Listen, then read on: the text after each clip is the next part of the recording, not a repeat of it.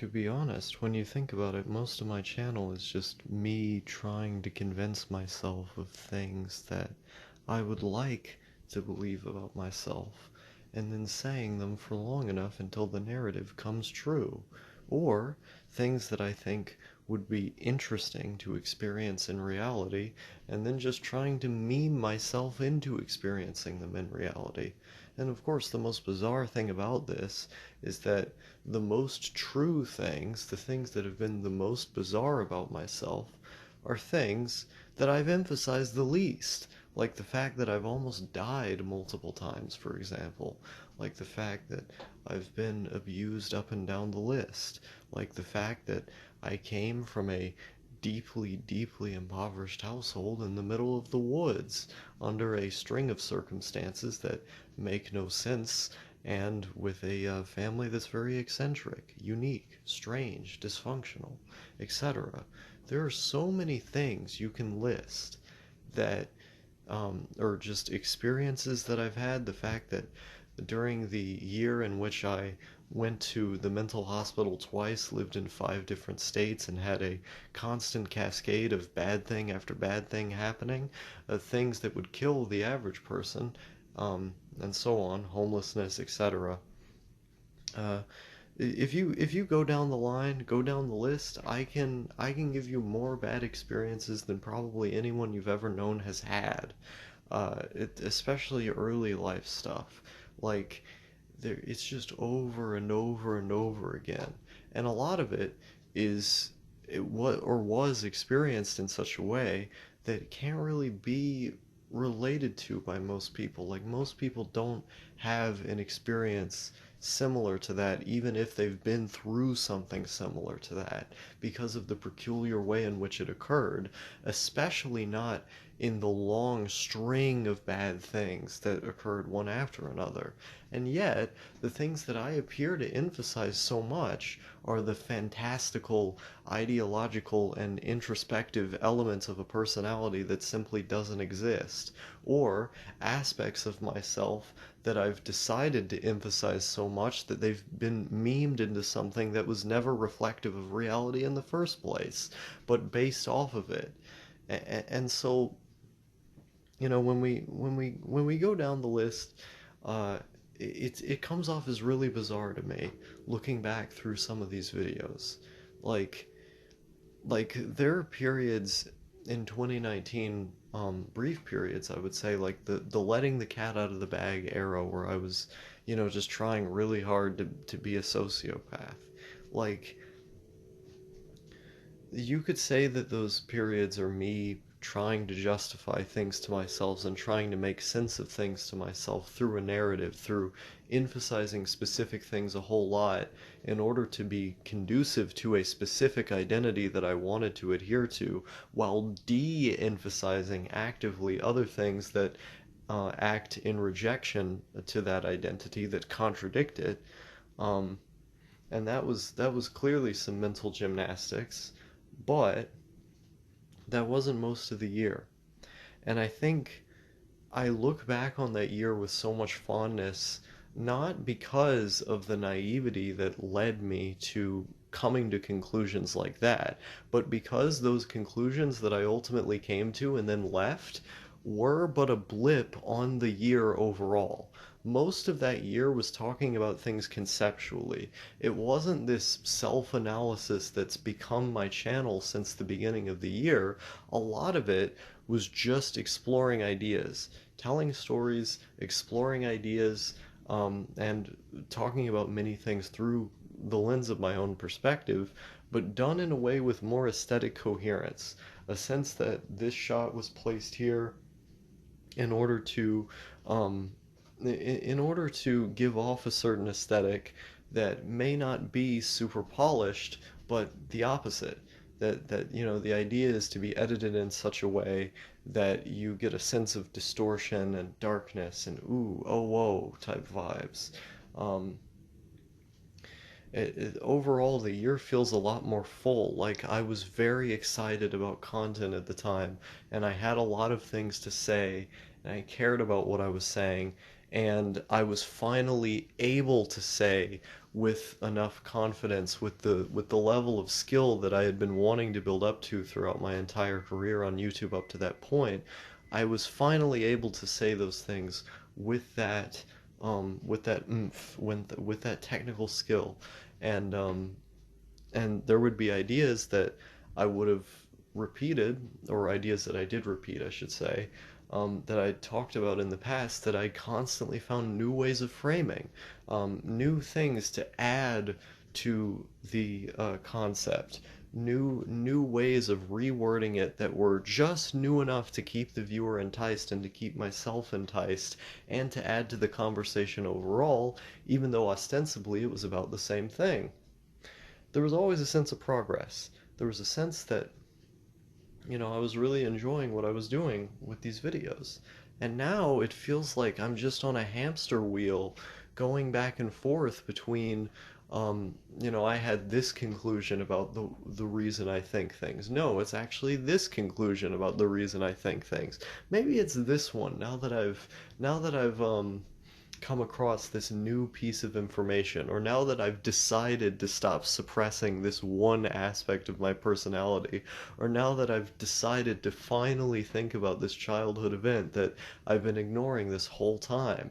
It's things like this, like the reframing of these same things it keeps radically shifting because I can't decide which narrative I want to sit with, because my life up to this point has been me, because the way that I learned how to speak, literally learned how to speak, was through YouTube videos, watching them and creating them. Um, I've also learned to compartmentalize my life in terms of narratives. Now, this isn't entirely due to the fact that I've grown up making YouTube videos and watching YouTube videos. It's also how I've always thought. Like, I've always seen my life as a movie because seeing my life as a movie makes things way easier to understand. I was deeply, deeply obsessed with ratings as a child, the ratings of movies.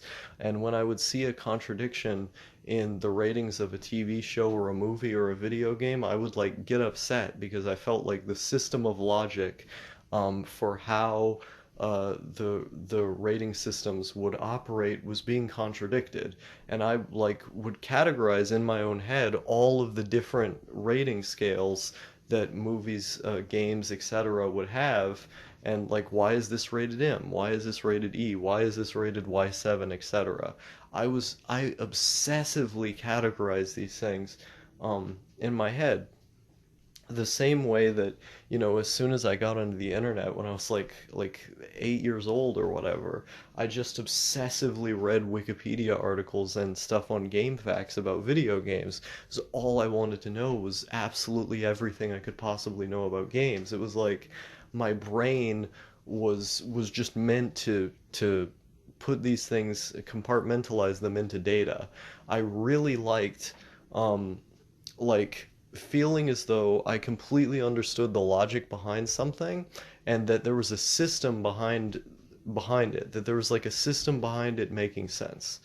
And I've always seen myself in third person, not like I'm really an active participant in my life, and more like I'm watching someone else's life unfold.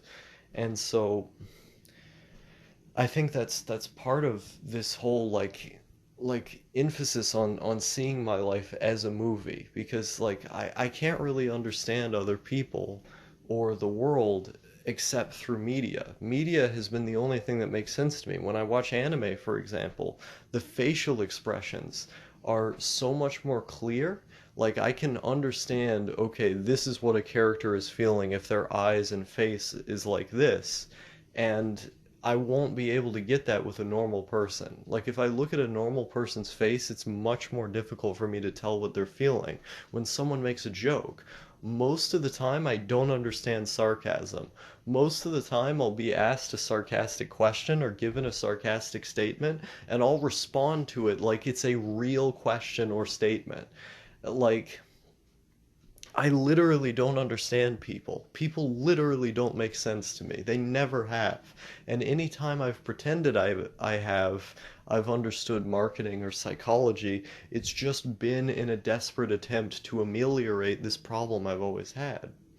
And so, like, systems and understanding myself through like the idea of a movie, through seeing my life as a movie, has always been kind of a cope.